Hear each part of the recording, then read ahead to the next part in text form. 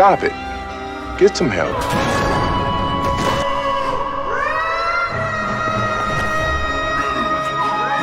This is not right. This is not cool. This is fucking bullshit.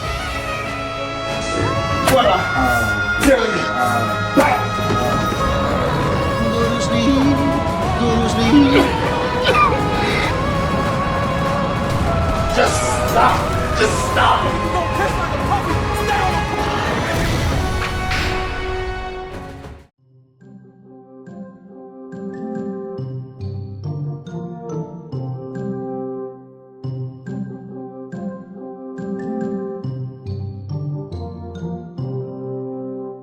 Imagine this. It's the early 2010s and mobile gaming is exploding. Smartphones aren't just tools anymore, they're little gaming consoles in everyone's pockets. In 2012, a small Finnish studio named Supercell released a game called Clash of Clans. It was simple, addictive, and most importantly, it made them billions. But Supercell wasn't done just yet. They had a vision. What if they can make the world of Clash of Clans, with its characters and charm, and mix it with something faster, more competitive, and built for real-time battles? In 2016, that idea became a reality with Clash Royale. This wasn't just another mobile game. It was fresh, it was fun, and for a while, it was one of the best examples of how mobile gaming could work. But years later, things have changed. Today, Clash Royale is often called one of the most frustratingly pay-to-win games out there. So what went wrong? Why did one of the most fun and exhilarating pieces of mobile gaming turn into the cash house it is today? This is Buff Ben, and today, we're getting into the real problems with Clash Royale. Remember to like and subscribe, and maybe even comment, and let's get into it.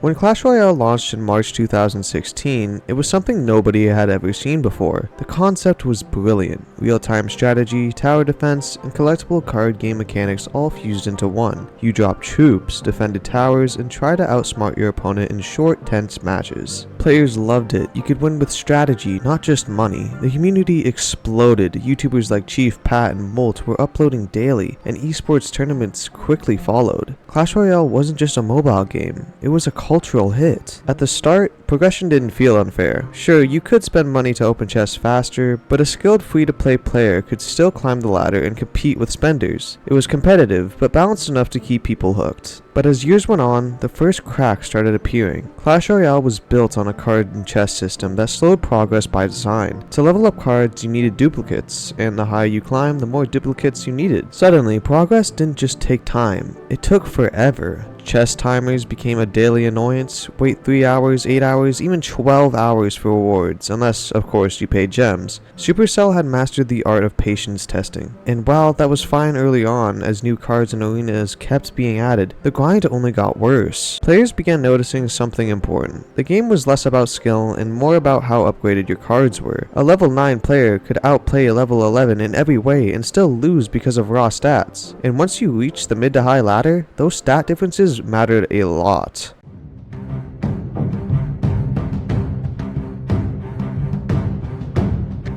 This is where Clash Royale's biggest problem started. Pay to win. Supercell leaned heavily into monetization with shop offers, special bundles, and later the season pass. On paper, these additions gave more options, but in practice, they pushed spending harder than ever. Leveling cards without paying became a near impossible grind. Some cards took literal years to max for free-to-play players, while spenders could drop hundreds of dollars and instantly dominate. And it wasn't just about money, it was about fairness. If one player had a level 14 elite barbarian and you had a level 11, it didn't matter how good your strategy was. The game started rewarding wallets over brains from the start. By 2020, the community was openly frustrated. Many called Clash Royale unplayable without spending. Forums, Reddit, and YouTube were full of complaints that the game had lost what made it great in the first place: competition based on skill. Another huge problem?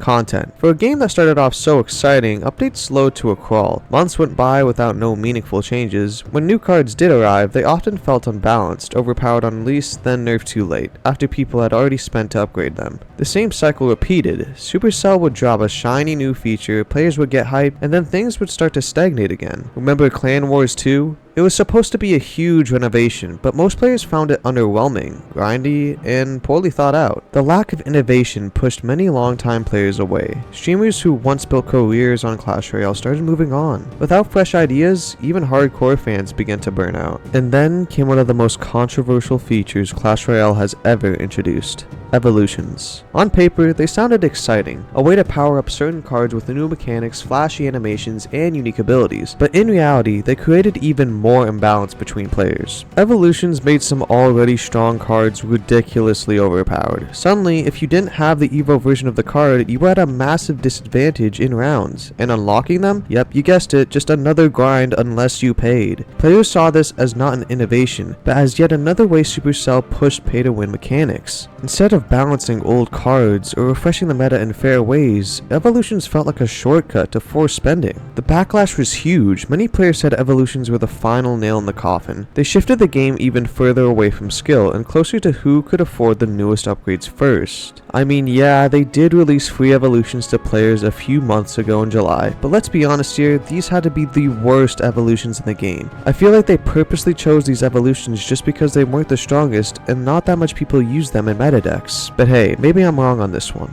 On top of that, the meta felt unhealthy. Certain decks dominated for months. Cards like Mega Knight, Elite Barbarians, or Expo created endless debates. By the way, you're gay for using these, bite me in the comments. Anyways, when balance changes finally came, they were often too late or too small to matter. This made matchmaking frustrating. Climbing the ladder felt like less of a showcasing skill and more like hoping you didn't run into a hard counter or someone who outleveled your deck. It wasn't just about strategy anymore, it was about surviving the meta and grind. This pattern still continues today.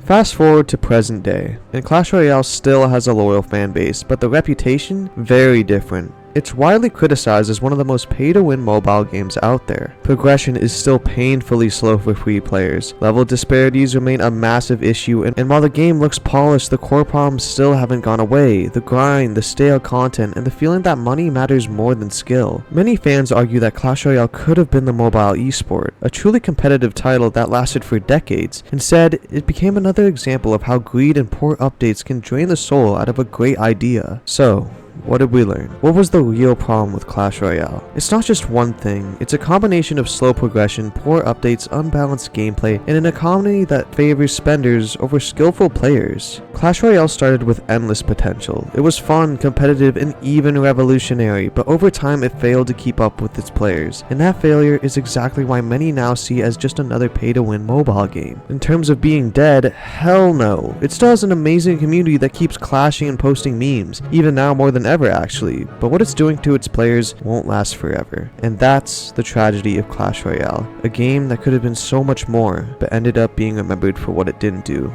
rather than what it once was. These were the real problems with Clash Royale.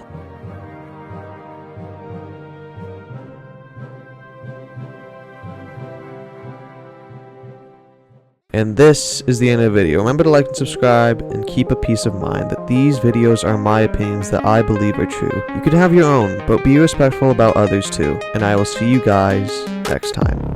See ya.